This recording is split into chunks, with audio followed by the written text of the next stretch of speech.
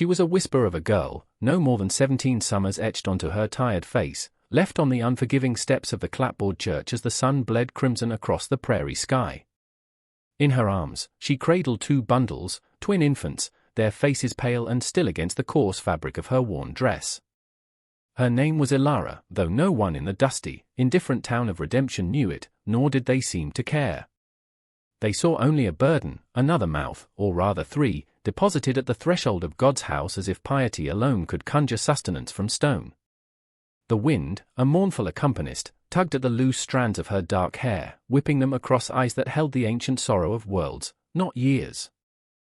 Her older brother, his heart a shriveled stone after their parents succumbed to the fever, had brought her this far, his final words a curse upon her and the babes, his sister's shame, he'd called them, for they bore no father's name acknowledged by the light of day. He'd left her with a stale loaf of bread and the echoing silence of his departure. The church doors remained closed, a silent, wooden refusal. Inside, Reverend Miller was perhaps supping, or praying, or simply wishing the world and its troubles would pass him by. Ilara sank to the dusty step, her small body a shield against the growing chill for Lily and Leo, the names she'd whispered to them in the dark of their shared sorrow. She did not cry. Tears were a luxury she had long since learned she could not afford. They solved nothing. They fed no one. The townsfolk, those few who passed, cast sidelong glances, their faces shuttered, their pity, if any, a fleeting shadow. A woman, Mrs. Henderson, the baker's wife, clutched her own well-fed child tighter, hurrying past as if Ilara's misfortune were a contagion. Only the dust seemed to welcome her, settling upon her thin shoulders like a shroud. The sky wept its colors onto the plains, and the first stars, cold and distant, pricked the darkening canvas. Hope was a dying ember, almost too faint to warm even the smallest corner of her desolate heart. She hummed a broken lullaby, her voice thin as a thread, a fragile sound against the vastness of the empty land. Each breath the babies took was a testament to her failing strength, a demand she felt increasingly ill-equipped to meet. The provocative opening was clear: her parents had perished, leaving her and her infant siblings, born out of wedlock to a man long gone, in the uncaring hands of a bitter relative. Abandoned, shamed, and utterly alone, she was the embodiment of human suffering. Then, a figure emerged from the deepening gloom of the main street, a silhouette against the last vestiges of twilight. He was tall, broad-shouldered, moving with the unhurried gait of a man accustomed to solitude and the rhythm of the land. This was Silas, a rancher from the high plains, a man whose face was a road-map of sun and wind, whose eyes, the color of a stormy sky, rarely betrayed the thoughts that moved within their depths. He'd come to town for salt and flour, his biannual trip an intrusion into a life he preferred to live away from the clatter and judgment of men. He'd seen her from the door of the general store, a small, hunched figure on the church steps, and something in her stillness, her profound isolation, had snagged his attention. He was a man of few words, his heart encased in layers of old grief, a wife and child taken by the same fever that had orphaned Ilara, though she could not know this. He recognized not her plight specifically, but the scent of loss, the stark outline of despair. It was a language he understood. He approached, his worn leather boots making little sound on the packed earth. Ilara looked up, her eyes wide, startled, a wild creature cornered. She clutched the babies tighter, a purely instinctual, protective gesture. He stopped a few feet away, his gaze taking in the infants, their tiny, vulnerable faces, then her, so young, so burdened. He saw the faint tremor in her hands, the exhaustion that clung to her like the dust. He did not ask her story. He did not offer platitudes. The world was hard, he knew this. Pity was cheap. Action was the only currency that mattered. He merely looked at her, a long, considering look. The silence stretched, broken only by the chirping of crickets and a soft sigh from one of the babes. He shifted his weight. "Got room," he said, his voice a low rumble, rough from disuse. Just 2 words, offered like a piece of dry bread, but to Ilara they were a lifeline. She stared at him, searching his weathered face for a trick, a hidden cruelty. She found only a deep, unreadable weariness, and perhaps, a flicker of something that might have been understanding, or maybe it was just the dim light playing tricks. Mrs. Henderson, peering from her window, tutted, her disapproval a palpable force. Heathen, she might have muttered, taking in a stray like that, but Silas was not a man moved by the opinions of redemption's busybodies. He waited, patient as the mountains that loomed in the distant west. Ilara's mind raced. To go with this stranger was a gamble, a leap into another unknown. But to stay? To stay was a certainty of slow starvation, of watching her siblings fade under the indifferent gaze of God and man. She looked down at Lily, then at Leo. Their small, innocent lives depended on her. Slowly, as if her limbs were weighted with lead, she rose. She swayed, light-headed from hunger and fatigue. Silas reached out a hand, not to touch her, but to steady the air around her, a silent offer of support. She nodded, a single, jerky movement. "Thank you," she whispered, her voice barely audible. He grunted, a sound that could have meant anything, and turned, expecting her to follow. He did not offer to carry one of the babies, that would be a familiarity too soon, too intrusive. He simply led the way, his broad back a promise of something, perhaps shelter, perhaps just a temporary reprieve from the cold indifference of the world. She followed, a small, desperate shadow with her precious burdens, leaving the locked church and the judgmental eyes behind, stepping into the deeper darkness of an unknown path. The wind seemed to sigh around them, a sound less mournful now, perhaps, or was it just the desperate thumping of her own hopeful, terrified heart? He didn't know it yet, but in that moment of quiet decision, Silas had set in motion a chain of events that would irrevocably alter the course of his solitary existence, bringing light and warmth to corners of his soul he thought had died long ago. The journey to Silas's ranch was made in near silence, a testament to the chasm of unspoken pain and weariness that lay between them. Ilara, her arms aching, her body protesting every jolting step of the old buckboard wagon he'd loaded his meager supplies into, focused on the sleeping faces of Lily and Leo. The moon, a silver sliver, offered scant illumination, painting the prairie in shades of grey and black. Silas handled the reins with an easy competence, his gaze fixed on the barely discernible track. He offered her a canteen of water once, and later, a piece of jerky, which she accepted with a murmured thanks, breaking off tiny pieces to soften in her own mouth before giving morsels to the infants when they stirred and whimpered. He said nothing, but his eyes, when they briefly met hers in the gloom, seemed to acknowledge her quiet care. The narrator tells us that his heart, a thing he'd thought long dead, felt a strange, unfamiliar stirring, a distant echo of a tenderness he'd buried with his past. He remembered another small hand, another soft cry.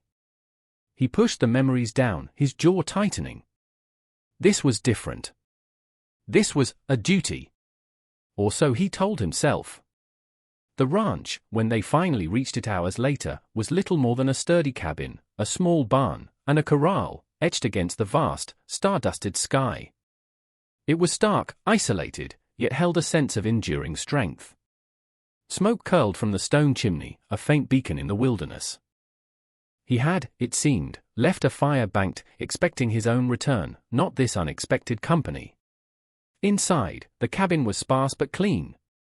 A single room, with a stone fireplace, a rough-hewn table and 2 chairs, a bed in one corner, and shelves holding basic necessities. It was a man's space, utilitarian, devoid of softness, yet it was shelter. It was warm. Silas gestured towards a pile of furs and a spare blanket in another corner. "There," he said. It was an offering of the best he had. Ilara, near collapse, gently laid the sleeping babies on the makeshift bed, her movements economical and tender. She tucked the blanket around them, her touch feather-light. Silas watched her, his expression unreadable. He moved to the fireplace, adding wood, coaxing the embers back to a cheerful blaze. The firelight cast dancing shadows, softening the harsh lines of the small room, lending it an air of unexpected welcome. He did not ask questions. He did not pry into her sorrow. He simply made space for her, a silent acceptance that was more eloquent than any words of comfort could have been. The quiet cohabitation began. Days bled into weeks. Ilara, with a resilience that belied her fragile appearance, found her place. She rose before Silas, rekindling the fire, her quiet movements a gentle awakening for the cabin. She tended to Lily and Leo, her love for them a fierce, protective flame.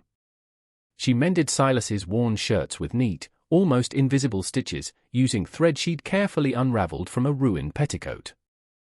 She cooked, transforming his simple rations of beans and salt pork into palatable meals, adding wild herbs she found growing near the creek. She swept the packed earth floor, brought in wildflowers in a chipped tin cup, small acts that began to transform the harsh cabin into something resembling a home. She spoke little, only when necessary, her voice soft, hesitant. "The water pail is low, Mr. Silas, the babes need milk. Is there a goat?" He acquired a nanny goat from a distant neighbor, a day's hard ride, without a word of explanation, simply tethering it near the cabin one evening. The fresh milk was a blessing for the infants. Elara thanked him, her eyes shining with unshed tears, and he merely grunted, turning away to tend his horse, uncomfortable with her gratitude. He observed her, this quiet girl with the old eyes. He saw her strength, her unwavering devotion to the children, her innate competence. She asked for nothing, yet gave what she could. She never complained. She bore her suffering with a quiet dignity that pricked at the calloused edges of his heart. He, in turn, provided. He hunted, bringing back venison and rabbit. He chopped wood, ensuring there was always a stacked pile by the door. He repaired the leaky roof, mended a broken hinge on the cabin door, his actions speaking a language of protection and care. He once found her weeping silently by the creek, her shoulders shaking, the raw grief she usually kept so tightly bound momentarily escaping. He stood for a long moment, hidden by the willows, then turned and walked away, leaving her to her sorrow, understanding that some wounds needed to be cleansed in private. But later that day, he left a small, smoothly carved wooden bird on the table, near where she nursed Leo. He said nothing. She found it, her fingers tracing its delicate lines. A small, almost imperceptible smile touched her lips. It was the first time he'd seen her truly smile. The narrator would say, in the vast, silent landscape, their two solitudes began to weave together, thread by fragile thread. Trust was not spoken, it was built, in the shared labor, the quiet meals, the unspoken understanding that passed between them in the glow of the evening fire. He learned the rhythm of her days, the soft lullabies she hummed to the babies, the way she would gently stroke their fine hair as they slept. She learned the set of his shoulders when he was tired, the rare, almost imperceptible softening around his eyes when he looked at the children. He started leaving small offerings, a bright feather he'd found, a handful of late-season berries. She would incorporate them into her small attempts to brighten the cabin, a silent acknowledgement of his unspoken kindness. The harshness of the land mirrored the harshness of their pasts, but within the small circle of the cabin, a fragile sanctuary was being built. The silence between them was no longer empty, it was filled with the unspoken language of shared existence, of tentative hope. He would watch her sometimes, when she thought he wasn't looking, as she bathed the babies in a wooden tub, her movements gentle, her face soft with love.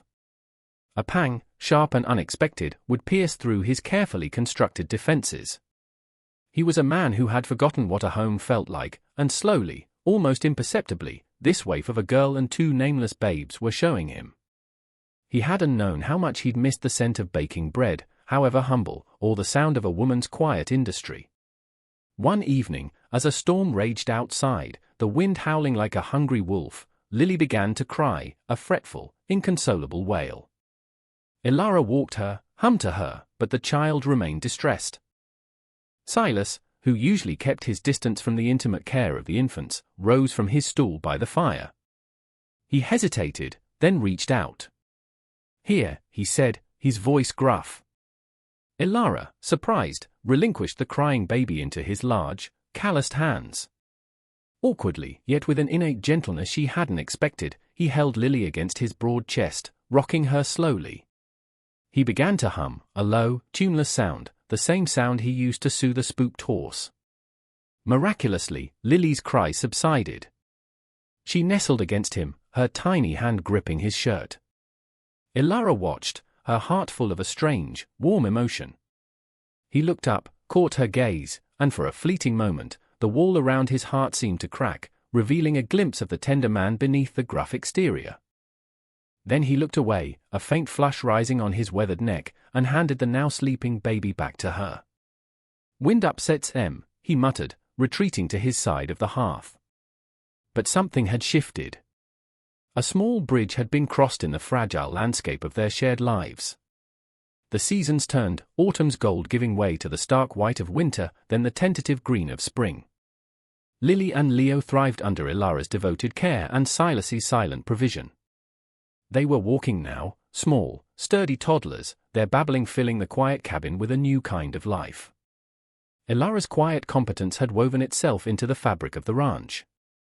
The garden she'd painstakingly planted yielded vegetables. Chickens scratched in a new pen Silas had built. She had even, with thread bartered from a passing tinker for some of her mending skills, sewn curtains for the single window, a small touch of color in their rustic world. Silas had carved more small animals for the children, a clumsy bear, a surprisingly lifelike rabbit. They called him Si, their childish voices a balm to his old wounds. Ilara, too, had found her voice, not in volume, but in quiet confidence.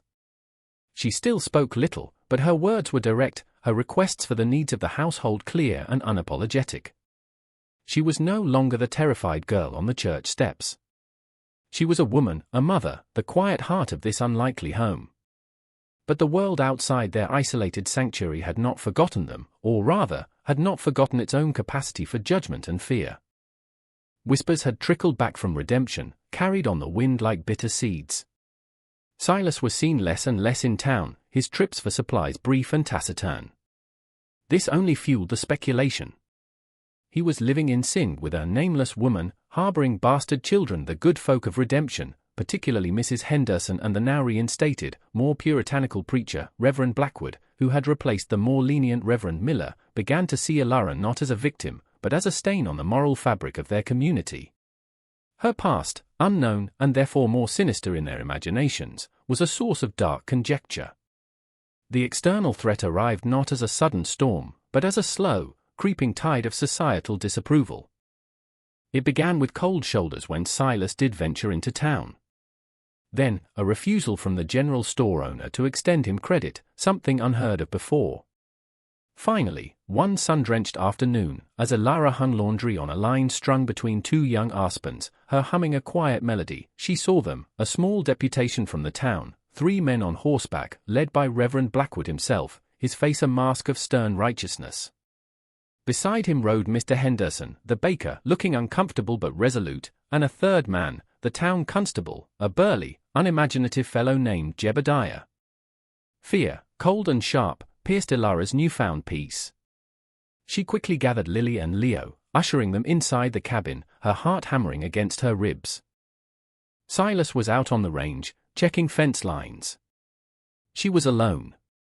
The men dismounted, their expressions grim. Reverend Blackwood, his Bible clutched like a weapon, approached the cabin door. "Woman," he called out, his voice devoid of compassion. "We have come to speak with you about your ungodly situation." Ilara stood in the doorway, her small frame barring their entry, Lily and Leo clinging to her skirts, their eyes wide with fear. "This is my home," she said, her voice trembling but firm. "Mr. Silas is not here." "We know he is not, girl," sneered Henderson. "That's why we've come. To talk sense into you before he returns. This arrangement cannot continue, it is an affront to decency," intoned Blackwood. "You live here, unmarried, with this man. These children, born of sin, are a blight upon this community. For their own good, and for yours, you must leave. Or the children will be taken and placed in the orphanage in Coulterville." The orphanage. Ilara had heard tales of it, a place of cold charity and harsh discipline. The thought of her babies, her precious Lily and Leo, enduring such a fate, sent a wave of icy terror through her. "No," she whispered, shaking her head. "They are my children. This is our home." Blackwood scoffed. "This is a den of impropriety. You have no claim here, woman. You are a temptation and a scandal." His eyes, cold and judgmental, swept over her, lingering in a way that made her skin crawl. Just then, a rider appeared on the ridge, silhouetted against the bright sky. "Silas!" He'd seen the horses from afar and had ridden back hard, a knot of foreboding tightening in his chest. He rode down into the small yard, his face like thunder, his eyes, those stormy grey depths, narrowed to slits. He dismounted in a single, fluid motion, his presence immediately shifting the balance of power. The air crackled with unspoken tension. He didn't look at Ilara, but his stance, solid and unyielding, was a bulwark between her and the intruders. "Blackwood," Silas said, his voice a low growl. "Henderson. Jebediah. What business brings you to my ranch?" Reverend Blackwood, though visibly disconcerted by Silas's unexpected arrival and grim demeanor, puffed out his chest. "We have come on a matter of moral concern, Silas. This woman." He gestured disdainfully towards Ilara, "and these children. It is not right. The town speaks of it. She must be sent away, or the children given to the orphanage for a proper Christian upbringing." Silas's gaze, cold as a winter river, swept over the three men. He saw the fear in Henderson's eyes, the bluster in Blackwood's, the dull obedience in Jebediah's. He then looked at Ilara, truly looked at her. He saw the terror she was trying so hard to conceal, the fierce protectiveness in her eyes as she shielded the children. He saw the neat curtains in the window, the mended gate on the chicken coop, the small, almost imperceptible signs of care and home that had softened the harsh edges of his existence. He saw the woman who had brought quiet warmth back into his empty life, who had tended his home and his hurts without complaint, who loved those children with a fierceness that mirrored the love he had once known and lost. And in that moment, something within him, something long frozen, finally broke free. The choice was clear, stark as the prairie sky. It was them, the judgmental, hypocritical world he had turned his back on, or her, this quiet, resilient woman, and the innocent children who had, against all odds, become his family. He took a step forward, placing himself squarely in front of Ilara and the children. His voice, when he spoke, was not loud, but it carried the weight of absolute conviction, a quiet power that silenced the wind itself. "This woman," he began, his gaze locking with Blackwood's, "is named Ilara. And these children," his hand rested gently on Leo's small head, "are Lily and Leo." He paused, letting the names settle in the charged air, a declaration of their identity, their personhood. "She came to my door with nothing but sorrow and these two babes. She asked for nothing. She has worked harder than any woman in your town, preacher. She has brought decency and kindness to this house, not sin." His eyes flickered to Henderson. "She has harmed no one. She has judged no one. Which is more than I can say for some." Then, his voice dropped, becoming even more intense, more personal. "This is her home. This is their home." He looked directly at Blackwood. "She is a good woman. A kind woman. She has more Christian charity in her little finger than you have in your entire pious congregation." Reverend, a gasp escaped Mrs. Henderson, who had apparently followed the men at a distance and now stood gaping.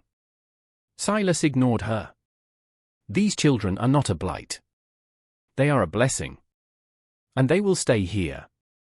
With her. With me." He took another step, his shadow falling over Blackwood. "If you try to take them, if you try to harm her, you will answer to me. And I assure you, preacher, my judgment is far swifter and more final than any you preach about on Sundays." The threat was unspoken but unmistakable. Silas was not a man to make idle boasts. His quiet fury was more terrifying than any loud outburst. Reverend Blackwood visibly paled. Henderson shuffled his feet, avoiding Silas's gaze. Jebediah, the constable, looked as if he'd rather be anywhere else on God's green earth. "Now," Silas said, his voice like flint. "Get off my land. And do not come back for a long moment." No one moved. The only sound was the sighing of the wind in the aspens and Lily's soft whimper. Then, Blackwood, his righteousness deflated, seemed to shrink. He mumbled something about God's will and community standards, but his conviction was gone. He turned, mounted his horse with less dignity than he'd arrived, and without another word, rode away, Henderson and Jebediah scrambling to follow. Ilara watched them go, tears finally streaming down her face, tears of relief, of gratitude, of an emotion so profound she had no name for it. Silas did not move until they were distant specks on the horizon. Then, he turned slowly. He looked at Ilara, at the tear tracks on her face, at the trembling children clinging to her legs.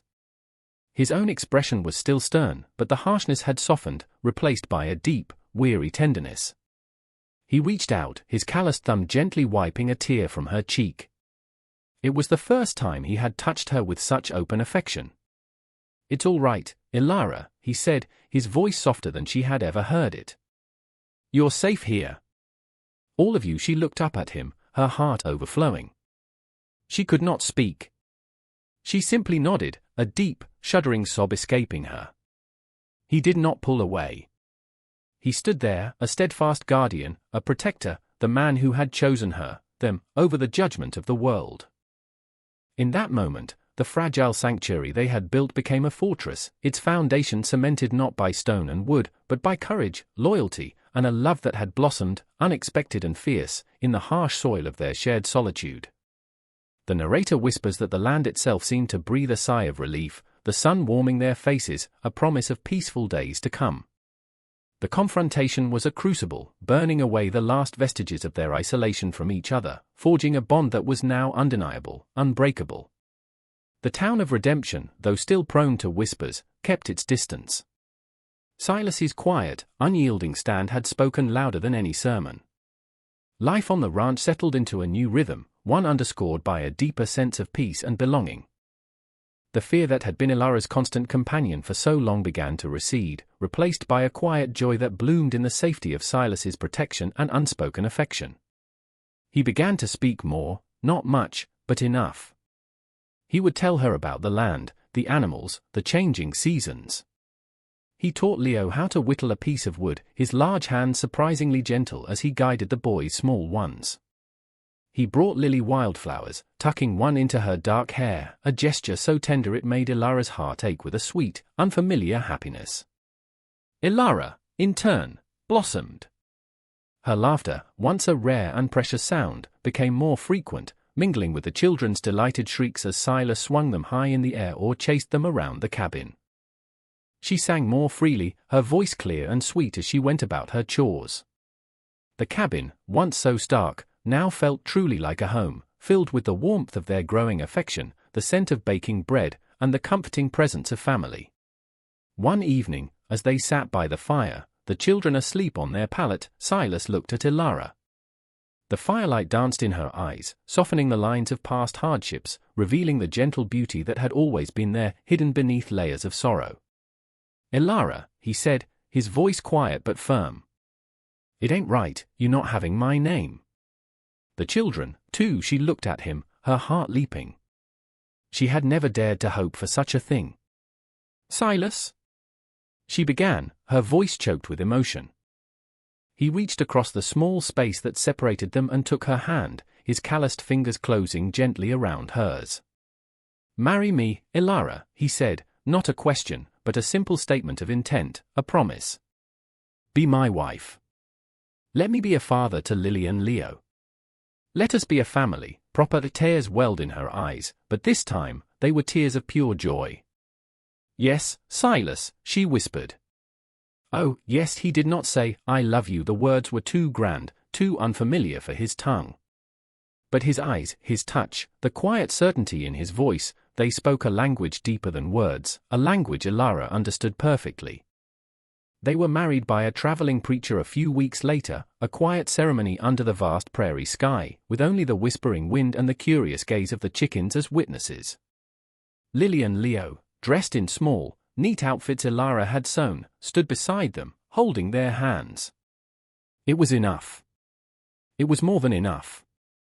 Years passed, marked by the turning of seasons, the growth of the children, the deepening of the lines around Silas's eyes, lines of contentment now, not just hardship.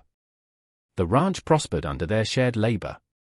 More cattle grazed in the pastures, the garden expanded, and a small orchard Silas had planted began to bear fruit. Lily grew into a bright, compassionate young woman, her mother's quiet strength mirrored in her gentle eyes.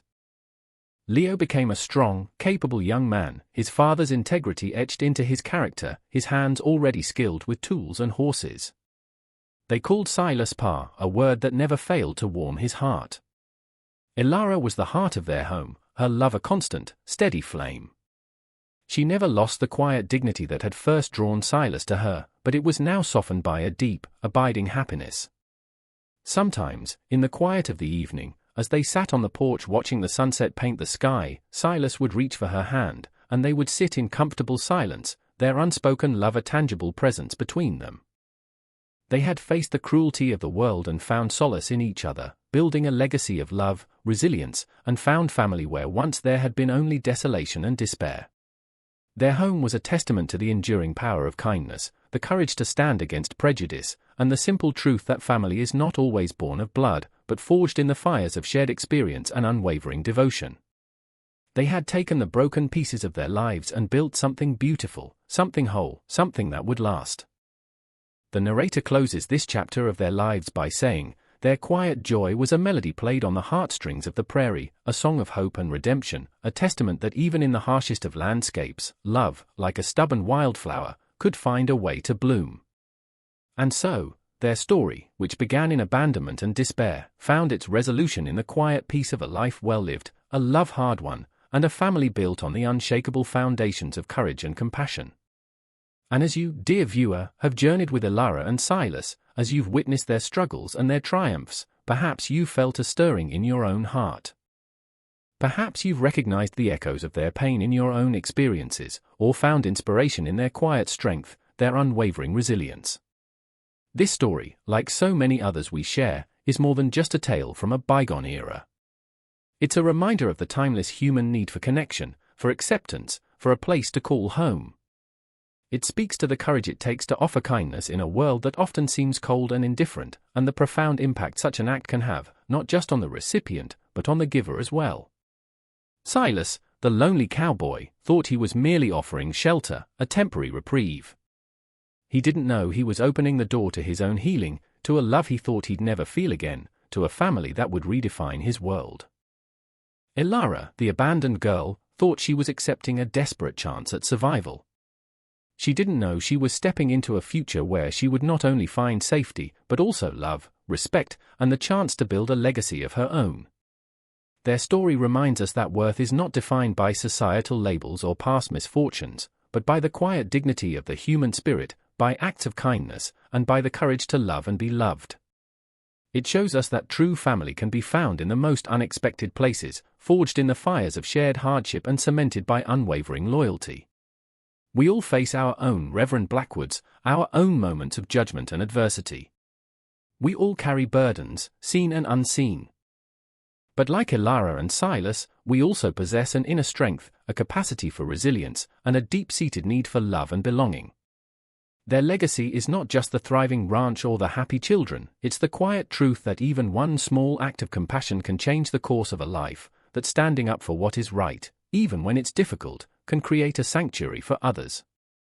It's a testament to the fact that love, in its purest form, asks for nothing but an open heart and a willingness to see the good in another.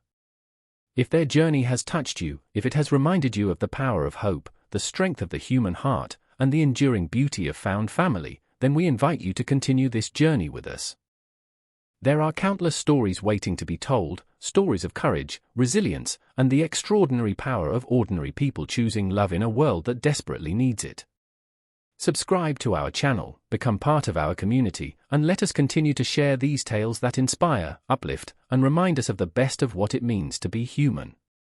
For in every story, there is a lesson, and in every shared experience, there is a connection that binds us all. Thank you for watching, and for allowing Elara and Silas's story to find a place in your heart. May you carry their spirit of quiet courage and enduring love with you.